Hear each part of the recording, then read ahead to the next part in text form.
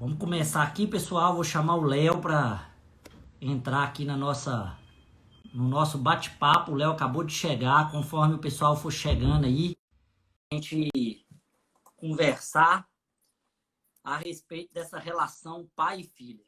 Estou aqui no meu escritório virtual. E aí, Léo? E aí, Jamil, boa tarde, tudo Boa bem? tarde.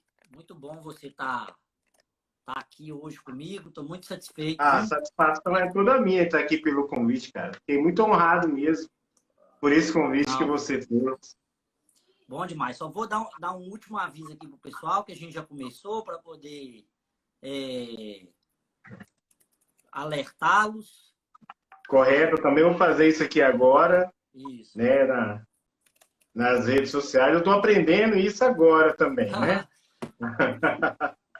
Mas você sabe, Léo, que hoje até o CNPq está considerando como produção uma produção sistemática de conteúdo online, né? É Então, até mesmo? como produção acadêmica, está sendo considerada aí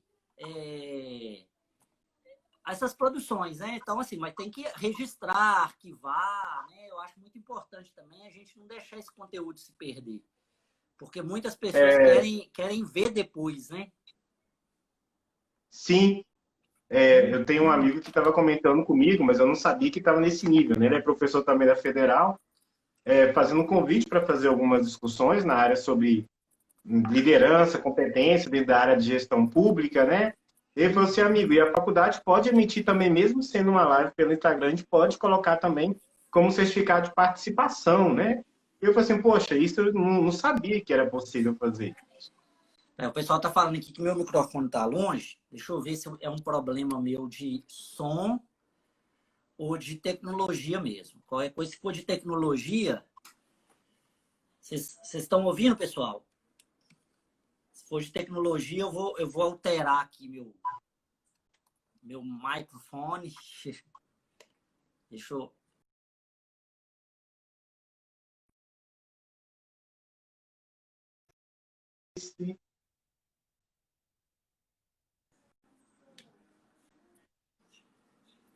Para já deixar.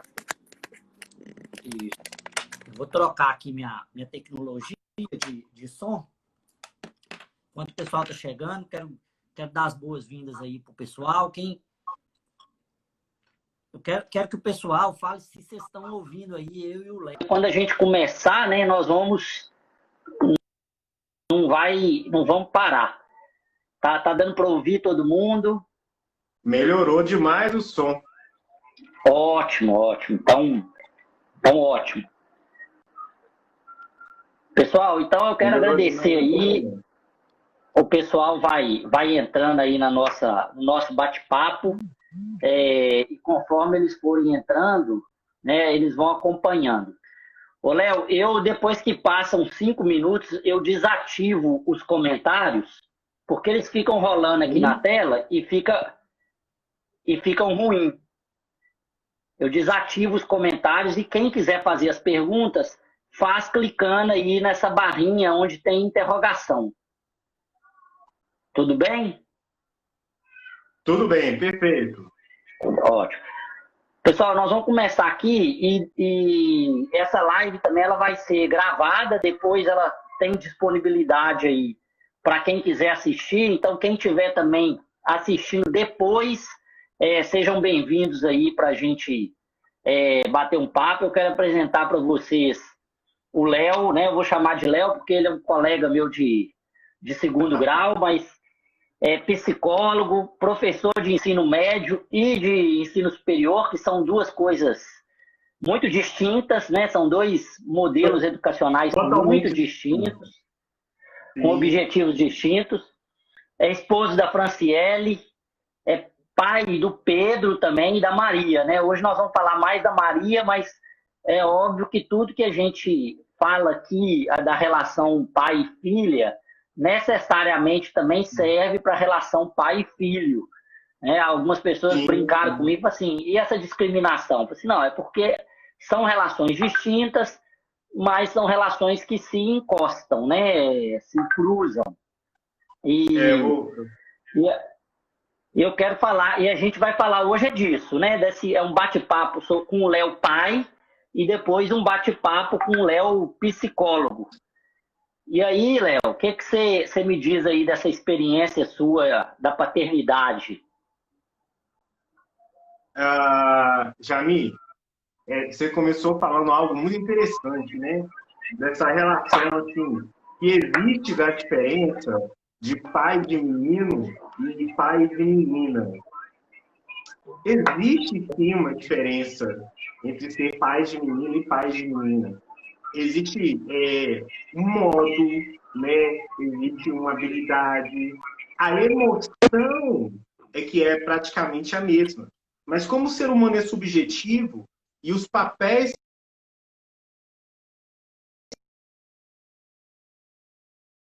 da paternidade acaba sendo diferente. Então, não significa que se exclui atividades. Significa que os dois se complementam, né? Os dois se complementam no dia a dia, na forma de agir e tudo mais. Bom, você perguntou aí como é que é, assim, se existe essa diferença. O Pedro é mais velho, né? O Pedro tem 6 anos e meio e a Maria tem 3 anos e meio, né? Foi interessante que o aniversário dela passou agora em fevereiro e eu estava fazendo uma reforma em casa e eu não estava aqui na minha casa.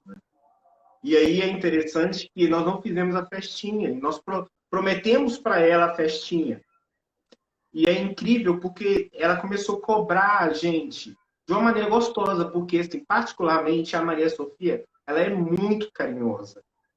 Ela é mesmo. O meu filho tende a embotar, ele tende a esconder um pouco mais os sentimentos. Ele é sentimental, mas ele não fala, ele não verbaliza. E ela não. Eu não posso generalizar, falar que meninas são geralmente dessa forma, mas me falavam já, quando eu falei assim, olha, vai ser menina, a chance você vai ver que tem uma diferencinha. E nela, né, que eu vejo, né? Papai, eu te amo, enfim. Ela verbaliza e faz carinho, né? E eu sou muito afetivo com os dois. Eu sei reconhecer isso como pai com os dois. E aí é incrível como que a gente foi comemorar agora o aniversário dela, que era em fevereiro, a gente fez em julho. Foi até uma festa julina que nós fizemos, né, para comemorar no meio da pandemia. Tivemos que restringir muito, né, o vovô, a vovó e o tio e pronto, porque a gente viu que ela estava começando a ficar sentida. Bom, que eu posso perceber também dessa relação aí, né, de pai, de ser de menino e de menino? Parece ser contraditório, sabe, Jamil? Sim, entre homens e mulheres. Porque a gente luta muito hoje, né, as mulheres lutam, né, e nós homens temos que trabalhar essa questão do empoderamento feminino, mas os papéis, como eu disse lá atrás, eles são diferentes. A forma do afeto, da segurança, daquilo que eu construo na minha relação com um filho e com uma filha, existe diferença na abordagem, no olho. Não significa que o significado, tá certo? Do carinho que eu tenho seja diferente. Agora, imagina bem, uma menina, ela vem, ela quer pintar as minhas unhas. Não sei se isso acontece contigo, né? As minhas ainda estão muito pequenininhas, mas já começam a demonstrar, né, algumas coisas que é típico da nossa criação, né, que a gente cria as meninas para Isso. ficarem mais bonitinhas, mais arrumadinhas, né? Então a Quer gente. falar, quer passar batom no papai, né? Mas aí ela pergunta, pai, o menino usa batom? Aí eu falo assim, olha, papai não usa batom. Mas se você quiser passar batom no papai, você pode passar batom no papai. Tá certo? Então ela compreende que no meu dia a dia eu não faço uso do batom, mas ela compreende que na aceitação, na brincadeira com ela, que ela quer, né, esse super-herói, né, que depois lá na adolescência vai ser desconstruído um pouco. Então vão viver esse paraíso agora, que esse paraíso é muito gostoso, e é gostoso mesmo, é intenso mesmo esse processo. a gente vai isso com elas. E outra questão também que eu paro e analiso muito é que muitas vezes, por erro do próprio homem, nós homens, de maneira geral, e também, às vezes, a sociedade, aí eu coloco homem e mulher, eles romantizam muito o papel da mulher e a gente sabe que existem essas mulheres assim, que são supermodelos para nós. Essas mulheres existiram, elas existem, e essas mulheres existirão. Deus que essas mulheres existirão. Muitas vezes, pela falta de atuação de um homem verdadeiro ao lado, quando eu falo verdadeiro, que foi companheiro, que foi íntegro, tá certo? Que esteve ao lado e fez uma parentalização coerente. Mas não significa que todos os homens sejam dessa forma.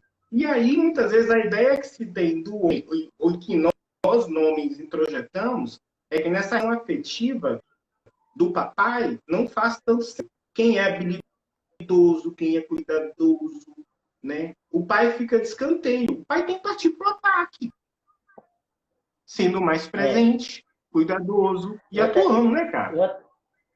Eu até falo uma coisa, Léo. Algumas pessoas me perguntaram: a paternidade não é a mesma coisa da maternidade?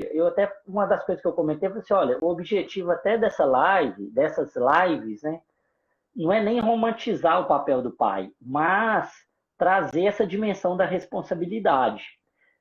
O pai, ele não é uma figura decorativa nessa relação. Ótimo. Ele é uma construção. É lógico que a gente está inserido na sociedade, a gente está inserido num tempo social também, né? A gente tem que lembrar que a gente vive numa cultura com todas as características dessa cultura. A gente vive num tempo, né, que a gente tem tecnologia, um tanto de tecnologia desenvolvida, mas que ainda não é a tecnologia toda, com um tanto de conhecimento científico, psicológico, biológico, jurídico, mas que ainda não é a construção final da humanidade. E a gente também estamos nesse contexto, então esse contexto vai, obviamente, guiar as nossas ações, mas, acima de tudo, a gente também tem que estar num contexto de que a gente tem que assumir essa responsabilidade. E eu falo muito que, às vezes, a mulher também, ela acaba assumindo uma responsabilidade que não é dela, que ela devia ter transferido para o marido. Por quê? Ela que acorda de madrugada, ela se sente pressionada. E eu até conto um caso, né?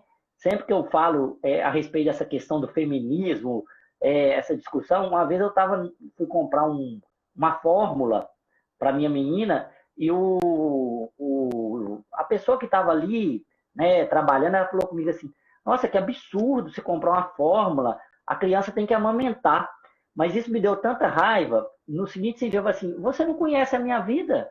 Você não sabe se minha esposa está com dificuldade de amamentar. E que isso é cruel para a mulher também. Né? O pai, que na verdade transfere isso tudo para a mulher, que a mulher tem que ser perfeita, tem que ser a mãe generosa, e o pai é o pai desleixado, né? Esse é o pai romântico, né? O pai desleixado. E eu falo que não, a gente também tem que assumir esse papel de responsabilidade, que não é gostoso muitas vezes. Não é mesmo. É pesado mesmo, né? Não é mesmo. Nunca foi. E aí que está a questão da não romantização. Minha esposa, eu acho muito interessante, ela dá umas falas assim que pega muito comigo, sabe? Eu fui aprendendo muito essa questão de papéis diferentes com ela, e que, na realidade, ela faz a gente pensar: poxa vida, são tantas atividades que a gente tem a fazer. A mulher saiu para o mundo lá fora, entre aspas, né? Para suas conquistas e tudo mais. Só que a atividade dentro de casa não acabou para a mulher. Não veio na mesma proporção do homem, que ele já estava lá fora, entre aspas, por trabalho, esse papel dentro de casa. Então, se o homem não parte com o atraque, Jamil, se o homem não assume, porque não é gostoso, quando você passa aí, que eu vejo que não é romântico, dá banho, Aí ela fala, tô cansado, vou pegar agora, deixa comigo, vou fazer comida, tá certo? Né? Ah, vou pegar agora, vou sair, a esposa não dormiu noite.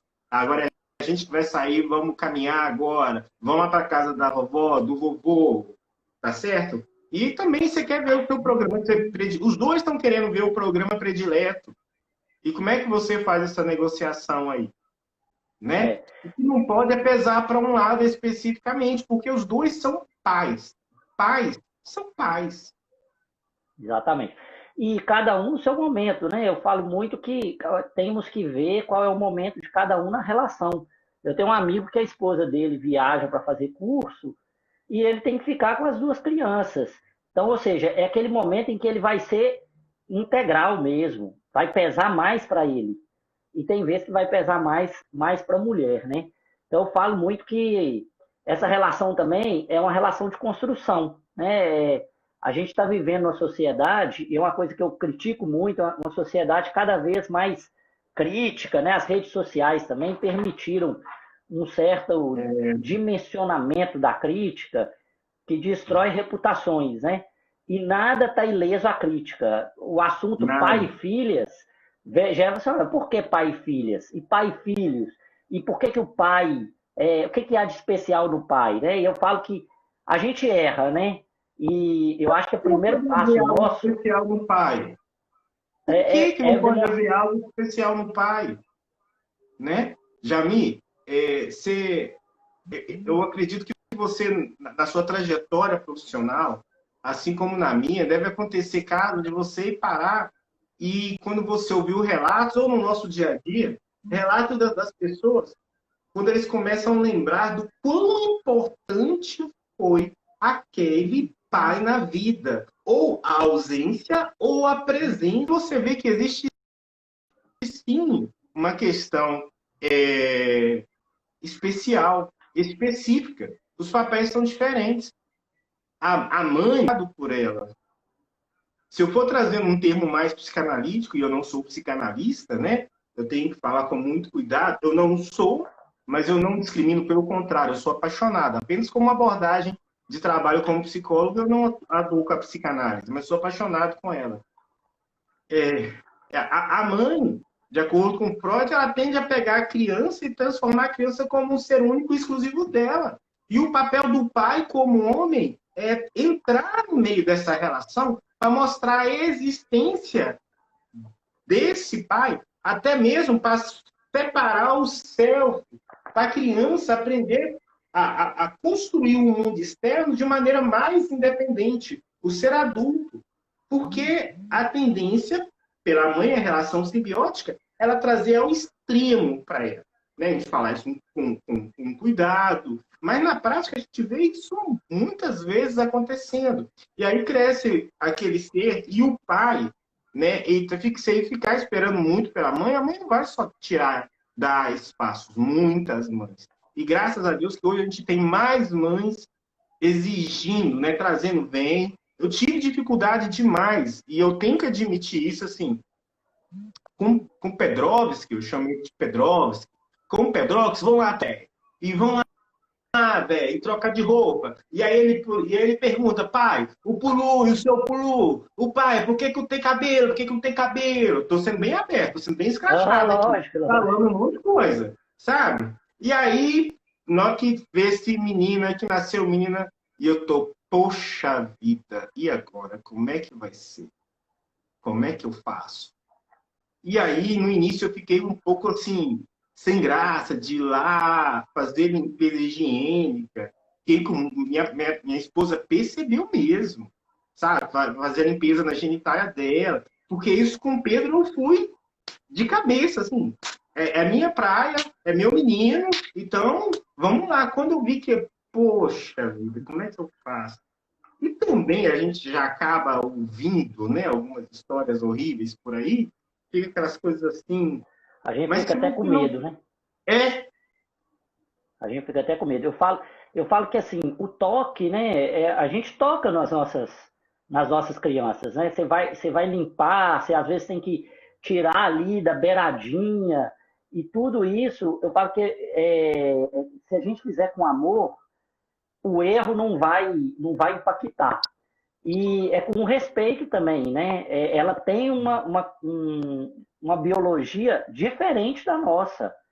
E necessariamente a forma como a gente relaciona com a mãe não é a forma como a gente relaciona com a filha. Agora, a gente fica com medo que a gente ouve tanta barbaridade É, nesse mundo infantil, né, que a gente fica assustado, né?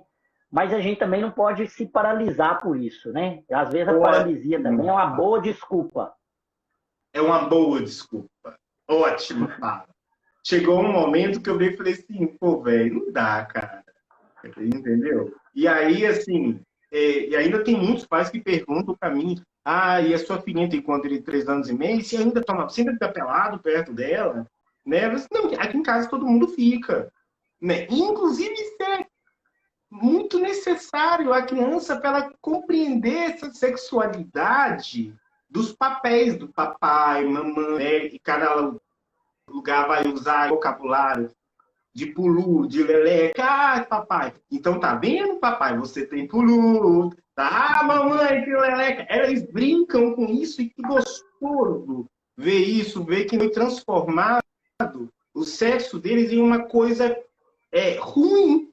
Aí é claro que a gente fala assim, filhinha, a gente tá na rua, papai, quero fazer xixi, filhinha, não pode fazer aqui agora, papai vai encontrar um cantinho, porque aí as pessoas não vão ver, vão no banheirinho, não pode ficar vendo sua leleca, entendeu? E aí a gente vai conversando, não pode não, papai? Não, não pode, né? Dentro de casa, papai e mamãe, papai e mamãe tá, mas aqui não pode. E aí a gente toma banho junto.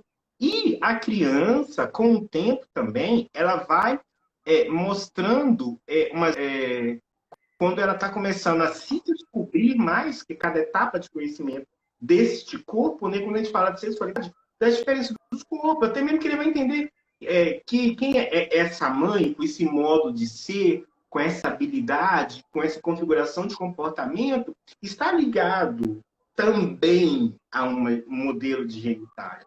E este pai também, com esse modo de afeto. Então, olha assim, Jamie, papai, vem, fiz cocô. Vamos lá, filha, vamos limpar, entra. Aí ela segura na minha perna, agora, deixa o papai lavar. Tá, já. Agora, é o que você falou, se você deixasse paralisar, entendeu?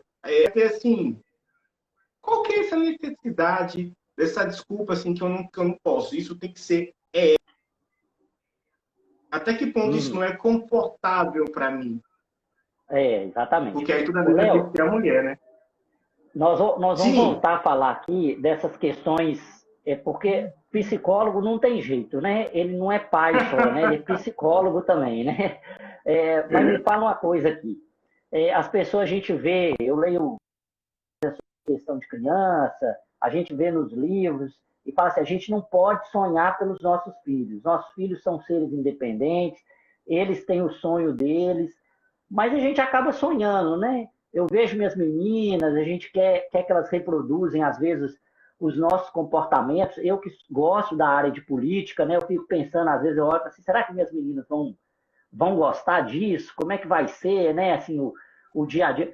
Afinal, você tem esse sonho assim também? Você acaba idealizando alguma coisa e como é que a gente lida com isso, né?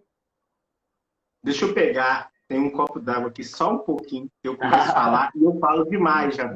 Eu Eu também falo tenho o meu demais. aqui, ó. Eu vi que eu deixei ele longe. E aí, vamos lá. Obrigado. Uma coisa, vamos separar assim. A gente idealiza, eu acredito ser praticamente não idealizar. Porque essa idealização, ou sonhar, ou criar uma expectativa, faz parte da nossa humanidade. Eu vou usar esse termo, sabe? Agora, a maneira como eu dimensiono mentalmente essa expectativa e a maneira como eu projeto, transfiro ele para o meu filho, para a minha filha, é que deve ser avaliado, que tem que ser ponderado. Eu, eu percebo muito na minha família, assim, algumas expectativas com os meus meninos. Graças a Deus, eu sinto eles muito amados mesmo, pela família.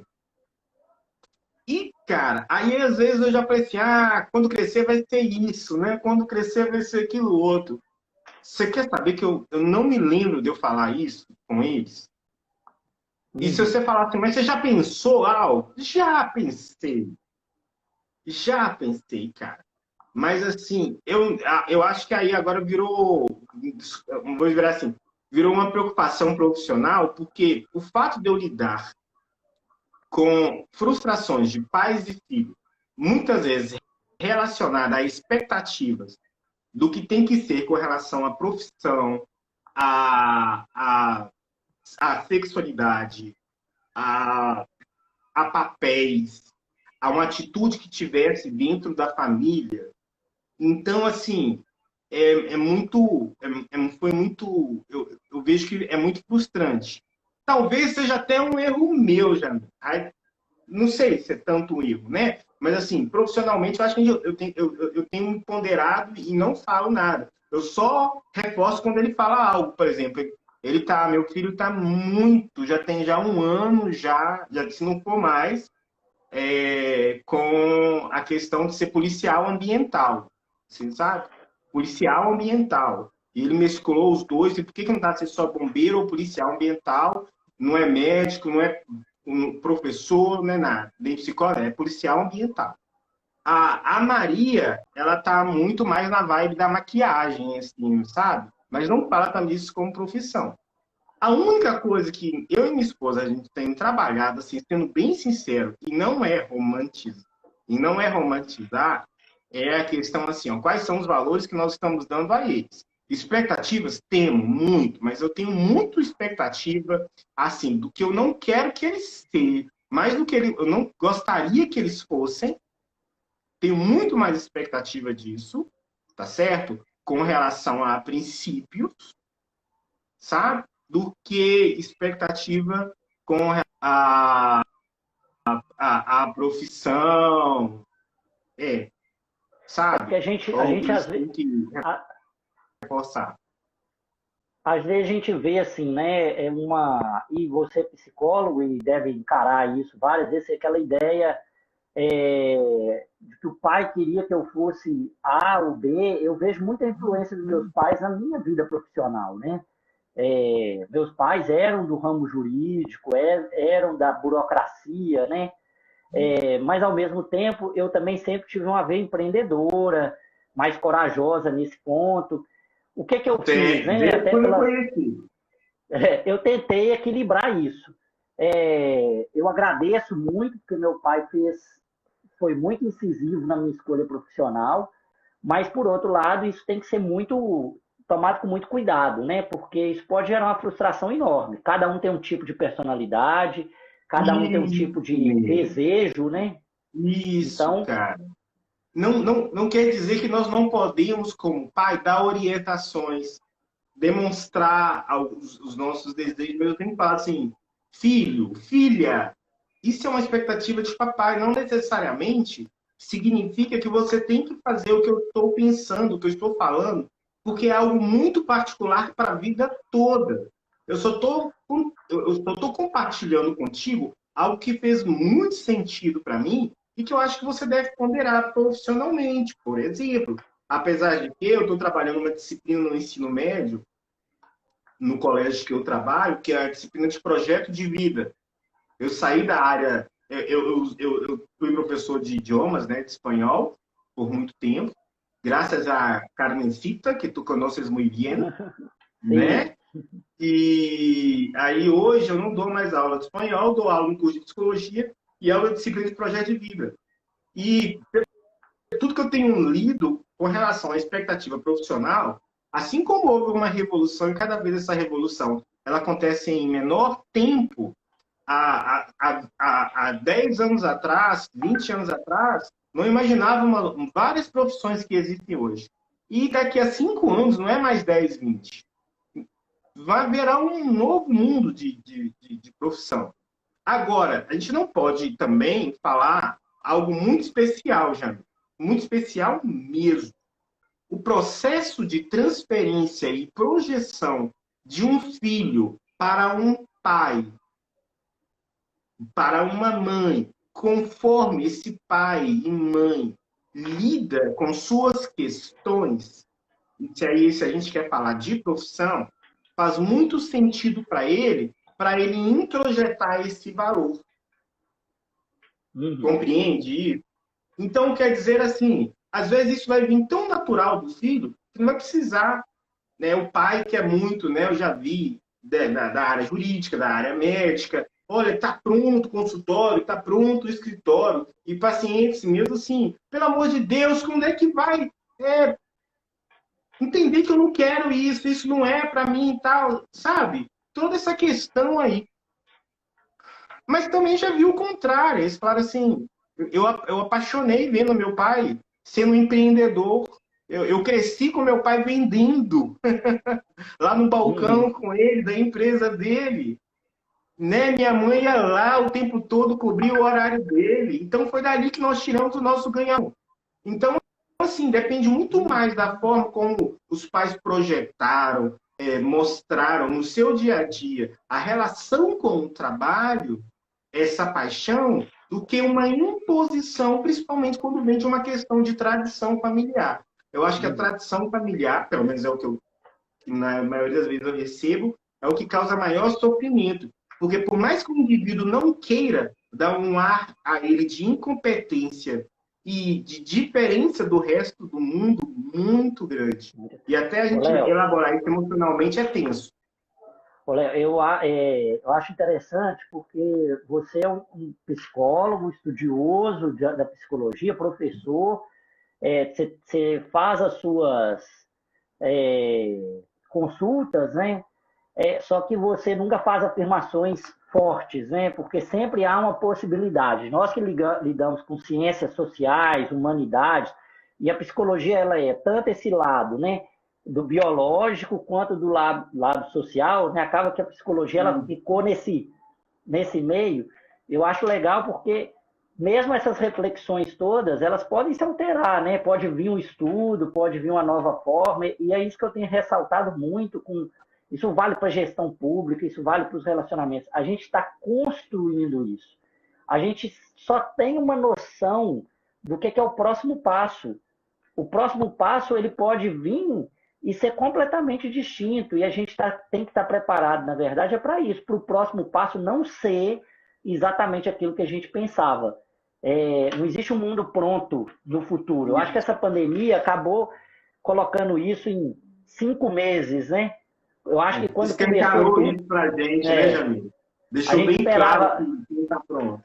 Não está pronto. A gente esperava lá em março que isso acabaria em junho, em maio, né? Falei assim, não, vou só adiar, né? Eu tenho um primo que ele ia casar em maio, que ele simplesmente adiou o casamento para outubro. Por quê? A gente achou cartesianamente que havia, né? Essa forma da gente prever. Cartesianamente foi ótimo. Isso aí mesmo. E aí eu fico pensando, existe coisa, Léo, de menina, nós como pais, existe um mundo cor-de-rosa, existe um mundo que a gente, psicologicamente, né? Eu estou falando em você como profissional, mas você também como pai de uma menina. Você educou o Pedro de uma forma e, obviamente, que a Maria já vem de outra forma, porque você aprendeu com o Pedro, você também teve outras expectativas, né? Outras ansiedades com o segundo filho, mas existe uma coisa que a gente possa falar assim, isso é coisa de menina, ou não existe isso? Na sua percepção, sem medo, viu, Léo? Sem medo do cancelamento, né? Porque hoje em dia a gente está sendo cancelado por qualquer coisa. Hoje em dia, afirmar que isso é coisa de menina, isso é coisa de menino, vai parecer ser um absurdo qualquer e tudo mais. Bom, Jamil, eu vou falar assim, com um cuidado, sabe? E eu tenho, porque eu tenho amigos que levantam várias bandeiras. E eu, graças a Deus, tenho conseguido transitar entre eles com um reconhecimento pessoal, né, profissional, sobre o meu pensamento sobre essas questões, né? Menino, menina. Você me lembrou agora de um papo da minha esposa falando que quando ela estava num lugar trabalhando e ela falou como que ela estava decorando o quarto da Maria. E eu super apoio. Eu não tenho essa criatividade que a minha esposa tem, assim, os detalhes da cama rosa e de isso e daquilo outro e papapá, papapá, papapá. E aí, uma pessoa virou para ela e falou assim: mas hoje em dia isso não existe, não, uai. Quando ela crescer, ela vai poder escolher. Aí a Bíblia falou assim: olha, por enquanto, eu estou gerando uma menina, o sexo biológico menina, feminino. Eu vou dar a ela, dentro dos meus princípios, dos meus valores, daquilo que eu acredito que é de um papel de menina. A partir do momento que ela se reconhecer, que ela crescer e ela escolher outras questões para a vida dela, e aí tem um eixo que se chama maturidade, criança, adolescente não é um ser maduro, tá certo? Nós já somos um ser, por natureza, um ser em desenvolvimento, em todas as áreas da vida. Então, eu vou criá-la nesse modelo. Quando ela crescer, se houver alguma divergência inicial, a gente vai conversar sobre isso. E a gente vai acolher o que, mesmo que haja frustração. E essa frustração é muito normal, já. É muito, e deve reconhecer quando a gente trabalha com questões das emoções. Não, mas é um absurdo hoje. Se frustrar, o mundo é tão. Não. Por exemplo, eu sempre comento assim, quando o Pedro. Bom, eu sou um moreno, né? E eu fiquei a gravidez toda do Pedro, assim, vai nascer o negão do papai, vai nascer o negão, quando eu fiquei sabendo que é um menino, né? E brincava e tal. Aí, cara, quando nasceu, eu não pude participar do parto, não deixaram. Quando nasceu e eu fui no berçário, as pessoas mais próximas, você sabe dessa história, eu falo em sala de aula, a enfermeira trouxe, eu virei e falei assim, ô dona, não é meu filho, não. Não, mas é isso aqui. Não, não, dona, deve ser outro, porque ela é lourinho e do zóio azulzinho, azulzinho, azulzinho. Aí eu olhava assim, não, dona, deve ser outro. Mas foi muito natural isso. Aí ela falou assim, você não é Leonardo? Eu falei assim, sou. E, ó, Pedro Leonardo, filho de Leonardo. E falou assim, eu tô, pai do céu, pelo amor de Deus, como é que eu explico isso? Aí a Maria veio a mesma coisa. Eu fiquei a neguinha, eu ficava imaginando aquela moreninha, sabe? Assim, dos cabelos encaracolados, a neguinha do papai, a neguinha do papai. E eu pensei que, de novo, a minha frustração dos meus neguinhos nascerem. Nasceu os branquinhos, os olhinhos verdes. Assim, o que eu estou deixando bem claro? Existe sim coisas de meninas. Existe sim coisas de meninos. O meu menino brinca com menina? Brinca. Necessariamente eu não compro uma boneca para ele brincar. Necessariamente eu não compro um carrinho para minha filha brincar. Mas se o meu filho já brincou de boneca, já. Minha filha já brincou de carrinho, já. E nenhum dos dois sofreram nenhuma pressão dos pais para falar isso é de menino, isso é de menina. Depois que brincou e fala, ah, Maria, isso é seu, esse brinquedo é sem graça. Aí a Maria vem e fala assim, ah, papai, eu quero o carrinho do Pedro. Ela brinca com o carrinho do Pedro, depois ela deixa o carrinho do Pedro de lado. É criança, é descoberta, cara.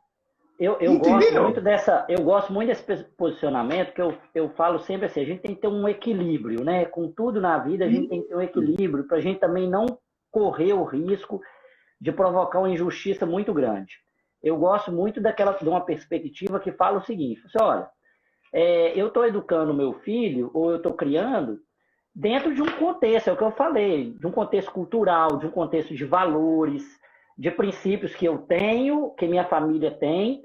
Agora, se eventualmente, lá na frente, essas coisas não fizerem bem para ele ou para ela, aí nós vamos sentar e vamos conversar sobre isso, ver o que é disfuncional nessa relação, o que é, na verdade, possível de compatibilizar. Isso vale também até para a escolha religiosa. você vai educar sua filha e seu filho dentro do seu conjunto de valores religiosos, né? Sua crença em Deus ou a sua não crença em Deus, se você é budista, é presbiteriano. Você é Agora, quando você muçulmano, se fizer 18, você... O que se for, você fizer cara. 18 anos, você resolver, seu filho resolver virar católico e você é de uma designação presbiteriana, batista, seja lá qual, você vai ter que, de alguma forma, compatibilizar isso, né, obviamente. E você É, vai se frustrar, né, Jami? Que é normal também. Não faz sentido essa claro, frustração. Poxa vida, será exatamente. que eu errei em algo? Vai vir Uhum, essas dúvidas na minha cabeça, porque eu criei uma expectativa e construí anos dentro dessa expectativa. Foi aquilo que a gente falou lá atrás. Agora, eu vou avaliar para eu não tornar isso, em uma palavra que você usou muito legal, cara, uma disfuncionalidade, tá certo? Porque, inclusive, a minha pressão para que seja essencial do modo que eu quero é que pode muitas vezes jurar uma aversão a esse modo que eu quero. exatamente. É isso aí. Ô, Léo, agora psicologicamente, assim, pensando na teoria psicológica, né? Eu gosto sempre a gente tem que tratar com conceitos que a ciência desenvolveu até agora, né? Essa discussão Uhum. até da pandemia aí, eu falo assim, gente, é o que a ciência desenvolveu até agora, não é a resposta correta. A ciência, ela tem como Ótimo. Tá? característica a possibilidade de transformar aquilo que a gente tinha como crença numa falsidade. E sem aquela pressão de falar assim, você errou, você é o culpado. Não, era o conhecimento que eu tinha. É possível a gente falar que existe um feminino e um masculino, e essas categorias, elas são categorias psicológicas da natureza humana? Falhou um pouquinho, deixa eu ver se eu compreendi a sua pergunta. Você perguntou se existe sim o feminino e o masculino, Isso, avaliando dentro de uma dentro do processo da categoria, natureza humana. isso, dentro de uma categoria psicológica, né? Assim, isso aqui é feminino, Hum. esse é masculino. Existem essas categorias, assim, do ponto de vista objetivo? Como é que a gente trata isso? Essa pergunta aí dá mais uma hora de live. É porque eu fico pensando assim, poxa vida, como é que eu vou falar isso agora, sendo objetivo, claro, e de maneira que as pessoas não deturpando o conceito, né? Trazendo Uhum. isso. Eu trabalho isso dentro de sala de aula. Bom, enfim, até agora, Jamil, a ciência não mostrou a ciência, quando você trabalha a genética, a gente tem várias disciplinas relacionadas à, à neuropsicologia, à psicologia e genética, não trouxe nenhuma essência diferente do masculino e feminino. Ponto. Tá? Da genitália. Só que a construção do papel da sexualidade não é uma construção somente pela genitália. Eu estou falando num aspecto psicológico, Uhum. certo? Dentro de uma construção psicanalista. Por isso que eu sempre falo assim, para pais, quão saudável é nós trabalharmos os papéis dentro de casa, reconhecendo assim, filho, vamos nós dois, vamos tomar banho, vamos brincar nós dois, e você brinca no banho, e o pai vai jogar futebol com o filho. É aí que vai rolar a identificação do papel. A identificação da sexualidade não é especificamente só na genitália. A genitália é um passo. Aí você vira e fala assim, Léo, mas existe toda uma questão de trans hoje, vários e, e tudo mais.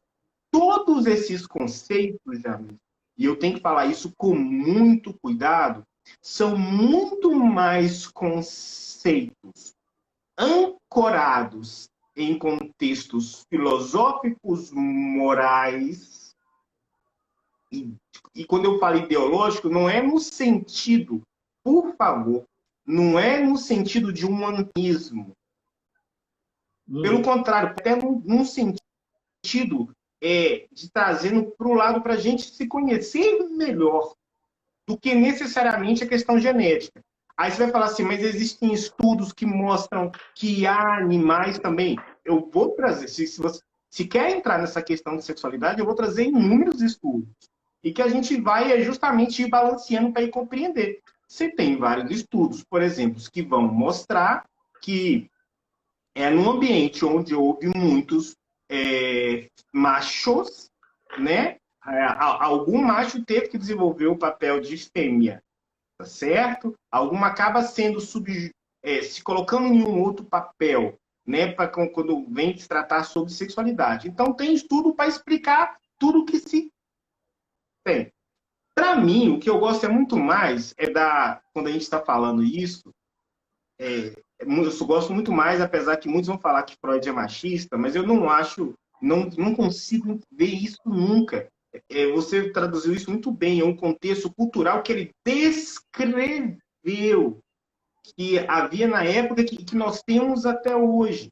E quando ele fala do complexo de Édipo, que é muito forte da intervenção, principalmente quando eu tenho uma relação, uma tríade, né? Ele compara isso, Pai, Filho e Espírito Santo, né?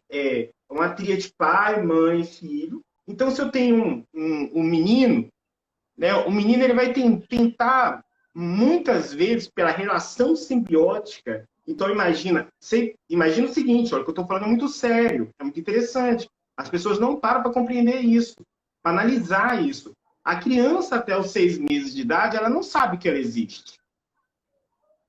Uhum. A criança, Nem até que os o 6 meses pai, de né? idade, então, a existência dela é naquela teta, naquele peito, e que ele olha para aquele rostinho. E a mãe, ao mesmo tempo que ela vai amamentando, existe toda uma carga ali que é essencial. E aí que a gente está falando do pai partir por contra-ataque, tá certo? Porque essa criança vai compreendendo esses papéis também através da mesma carga de emoção, de afeto, de papel, que ele vai se envolvendo. Eu me lembro muito bem da cena, das vezes, da Maria, quando ia dando 6, 7 meses. Teve uma vez que eu acordei de manhã, isso aconteceu com o Pedro também. Eu estava arrumando para trabalhar e eu estava ouvindo risos, assim, do quarto. Quando eu fui ver, cara, eles estavam assim, ó, passando assim, e ria, porque passava a mão na frente, assim, do rosto. Aí eu percebi na hora, olha, ele descobriu que ele tem mão. Exatamente. A gente Ele vê descobriu que isso, né? Quando elas é, descobrem que tem pé, né? Eles descobriu olham que e tem. pegam e ficam totalmente alucinados, né? Então, é algo muito interessante. Então, ele não é esse ser que está grudado aqui em quem o amamenta e o dá vida. Uhum. E que é uma relação linda, maravilhosa. Ô, Léo, Certo? Oi. eu sei que esses temas são polêmicos e muitas vezes muito carregados de preconceito, tanto de um lado quanto do outro. Ou às vezes nem de um preconceito, mas de uma, como que eu vou falar assim, de uma raiva, né? Até pela forma como a sociedade muitas vezes tem injustamente tratado a diferença. Mas eu falo o seguinte, e eu te conheço há muito tempo, a gente foi criado numa escola, né, que era uma escola de maluco, na verdade, né, em que a gente falava o que a gente queria, assumia a responsabilidade, né? Eu falo que a gente não tem que ter medo de falar com boa fé sobre o que a gente conhece. Até porque o que a gente conhece daqui 20 anos pode estar totalmente é, pode estar totalmente, eu falo assim, muita coisa vai estar superada, porque a gente esgotou aquela carga de conhecimento, porque eu falo que isso vale na gestão pública, né? Às vezes a pessoa olha lá a década de 90, e eu vou comparar isso com a psicologia, ela olha na década de 90 a gestão pública e fala assim, ah, mas lá o gestor fazia daquela forma e não fazia mais, mas a sociedade da década de 90 era uma, o arcabouço tecnológico, do ponto de vista não só de tecnologia de computador, mas de tudo que a gente tinha, era uma. Esse é um primeiro. A ciência vem e transforma isso. Agora tem uma outra coisa: o esgotamento técnico de algumas verdades. a sociedade muda e passa em valores e ela se comporta de outra forma. Então, algumas coisas não precisam mais, outras coisas estão saturadas. Não é que elas são mentirosas, é porque saturou naquela realidade, né? As pessoas se acostumaram, capturaram a regra, passaram a agir em interesse próprio, e aí a gente tem que ter uma nova formação. Então eu falo muito, e até eu estou abordando isso, porque a gente já está indo para o encerramento, o papo quando é gostoso passa rápido demais, é porque a gente está de boa fé, sempre discutindo de boa fé, e você é um cara que pode errar, e eu também posso errar, mas a gente está de boa fé nessa pauta, né? Discutindo com as pessoas, tendo esse cuidado que você teve de tratar isso nas categorias que elas existem, né? Então eu falo sempre que se a gente interditar o debate, a gente não vai avançar. Ah, porque fulano pensa diferente de mim. Então vamos debater. Se ele provar que essa é uma realidade, né, nós vamos mudar de opinião. Né? Então, acho que é legal isso, né? Que ótimo que ele pensa diferente. Você me fez pensar, Jamil, se eu não estou te interrompendo.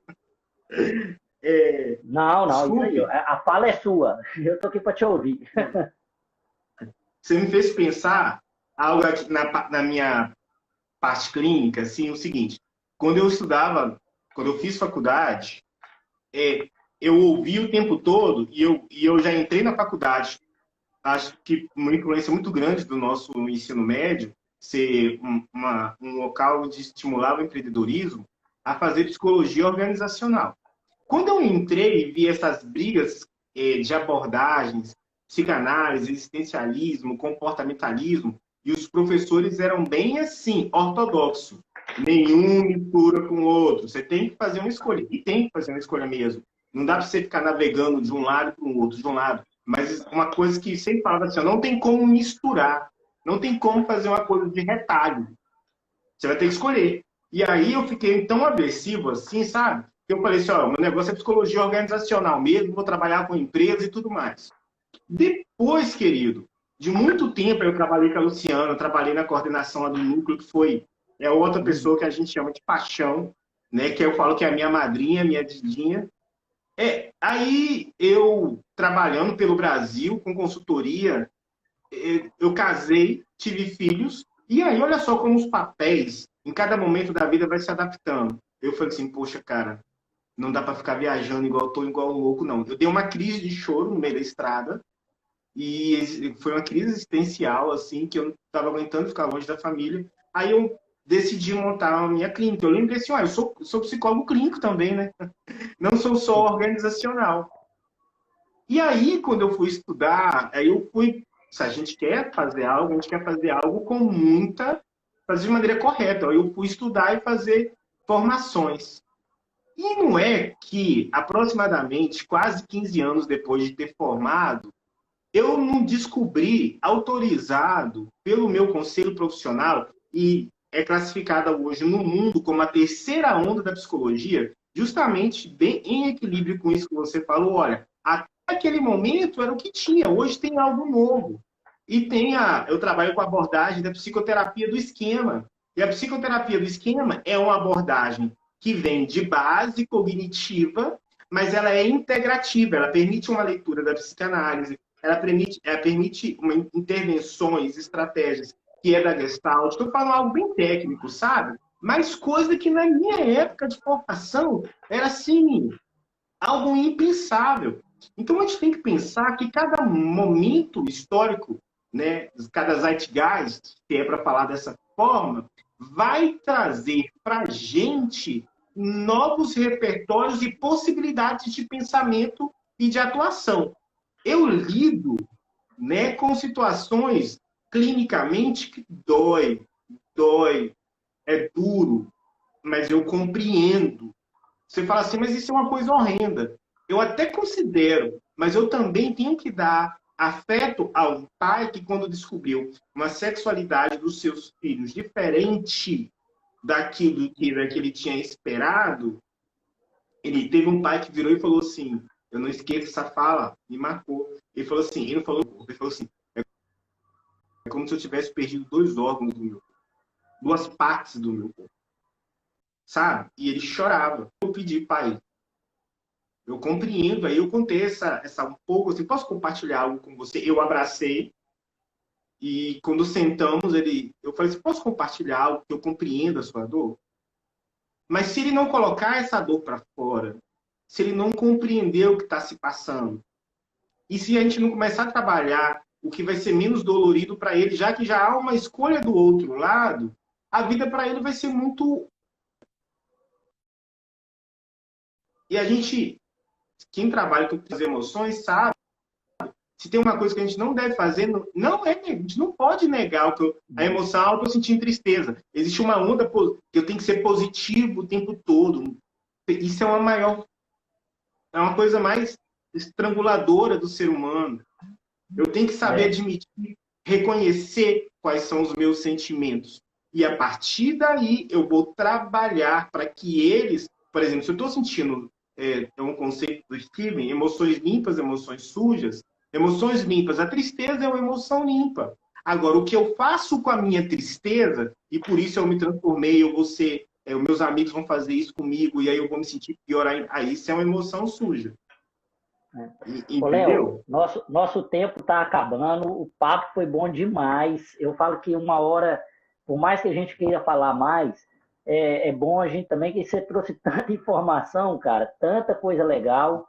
Acho que quem assistiu aí, com certeza, e quem vai assistir depois, vai gostar demais.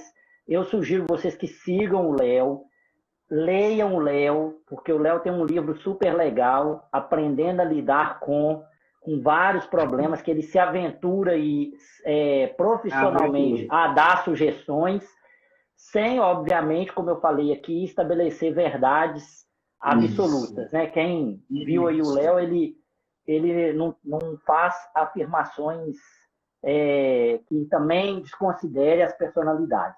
Nosso tempo está super no limite aqui, Léo. Brigadão. Seus meninos são lindos.